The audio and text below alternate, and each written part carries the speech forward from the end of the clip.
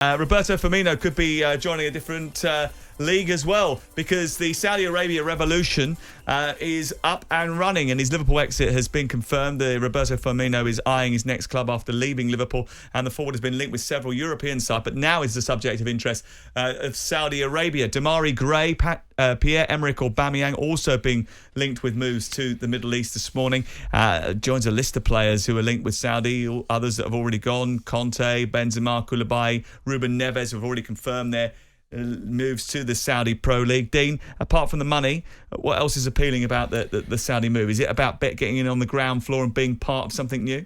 They just got to come out and say, I'm going to Al Halal, not for the project, and not because it seems like a good league to be joining. They're just going for the money. Yeah, but so just come if out all and say these it. players do start going there, the quality of the league gets elevated. Can it be something that ends up being a place to be, or is it going to be a place where players end up seeing out their career? Someone like Ruben Neves, a player who's in his prime, is probably slightly different to the majority of those who are going in that direction. But can it ever be a place to be? I don't know what's going on, but because they've got that much money, they've just basically bought the PGA. Yeah. And well, what look at the are they back going to page buy? of one of the papers this morning. Carlos Alcaraz, who won Queen's Club yesterday, suggesting that he thinks it won't be too long before Saudi Arabia host elite tennis as well. There was a report in one of the papers over the weekend that they're going to try and buy the ATP.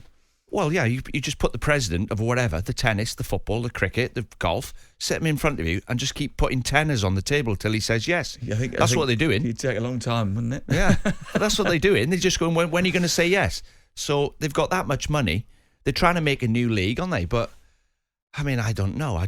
I never thought they'd be able to get as far as they've got live golf with the PGA. All of a sudden, the PGA have done an about turn and sold out. They must have offered them that much money that in the end they've gone.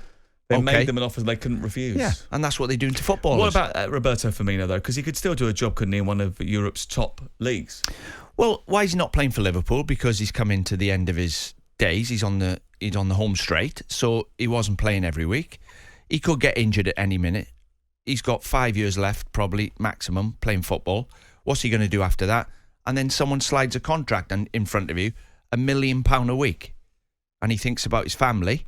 He thinks about the village he lived in. Can I build a school? Can I build a hospital? Can I give it to my grandkids and their kids and their kids? So he'll be thinking about all the people he can help in his life and where he's from, and he's probably thinking, I can't turn that down. Do you think that the Premier League should be slightly concerned about the number of players, the sheer number of players? I mean, he's 31 years of age. He's not exactly aging, is he? I mean, bearing in mind Thiago Silva's going to be 39 by the time we get into the full swing of the season. He's still playing Premier League football. I mean, 31 years of age, bearing in mind the sports science and the fitness regimes that players go through now, that's early to make the move into sort of semi-retirement's probably a little bit harsh because we haven't seen the quality of the league. It's almost completely new. Yeah, I mean, it is early, but again, we've seen what happened with the golfers. Don't sit in a press conference. Whatever you do, learn from Phil Mickelson, Ian Poulter, learn from it, squirming in the chair, trying to say they haven't gone to live golf for the money. So just come out and say, I've been offered money that I cannot refuse. I'm going, sorry.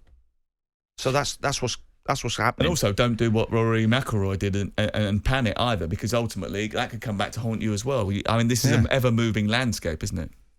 I mean, it's just like bottomless.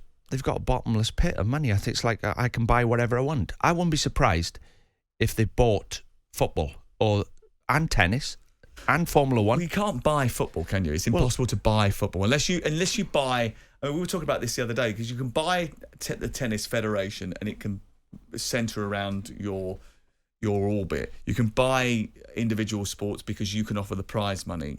You can't buy football because you can't buy every football club. So what can you do? You can't buy a league. It doesn't work like that, because the shareholders of each of the league are the teams that are in it. But what you could do is you could buy a broadcaster and dictate what happens in that league, and that could be the next step in terms of what they do going forward. Well, look what happened with FIFA and all the corruption things that were going on over the years.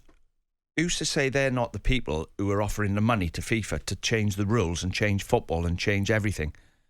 They get right to the top of football and say, how much do you want for us to have it? Even if we're not publicly in charge of football, we're going to have a massive say in it.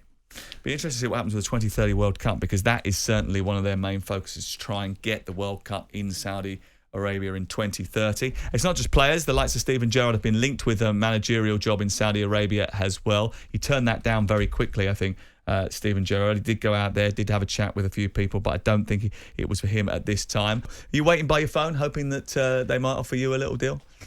Well, I'm being honest. If someone rang me up and said, we'll give you 20 million quid, come and manage a team in Saudi Arabia. If they gave you 2 million quid, would you do it? No, but if he offered me 20 million quid to come for 2 years to Saudi Arabia and manage a football team, you'd have to say yes, yeah. And then what I'd do after the 2 years is employ a media relations officer, because I'm happy to do that for you. I just have the best back nine to death. I just enjoy myself for the rest of my life. Playing golf forever. I might even buy my own golf club. Yeah, I mean, you probably could.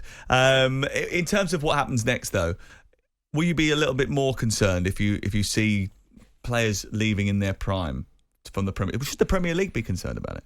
Yeah, and that's the only way they can make that league work. If you sign in, like in America, you went to America after you were 32, 33, and Pele, and it goes back that Mike England, Bobby Moore, and all them. They went to play in the American League, but they were getting players that were finished.